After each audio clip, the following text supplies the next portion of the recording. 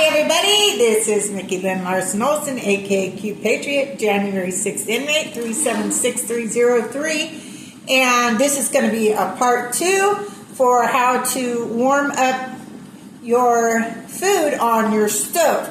So I showed in the last video how I used a metal measuring cup and I put it down in this pan, and then I put water around and I put a heavy pan over, I put my glass dish on top of it and make sure it's big enough for a lid, okay? So then I told you I want to see how warm it is, and if it's warm enough, I'm going to add some mozzarella and Parmesan cheese and a piece of garlic bread. I got the sourdough loaf at wildgrain.com, and so it's boiling. Can you hear it?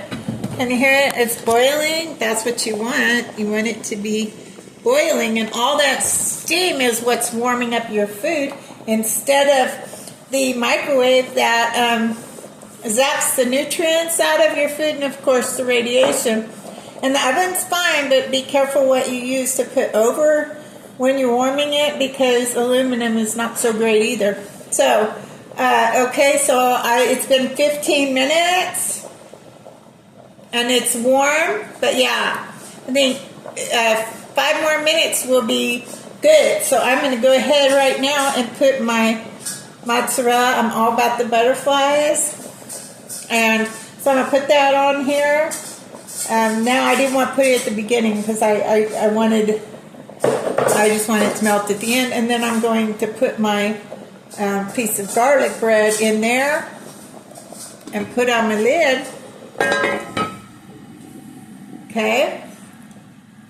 And I'm going to let that cook for about 5 more minutes on high, and should be good to go then. Again, this is Micki, Lynn, Larson-Olson, aka QPATRIOT, January 6th inmate 376303, and this episode I would say is about firing your microwave. So I hope you'll join me and fire your microwave too. Again, thank you for being here, and where we go one, we go all. The best is yet to come. Good night. God bless.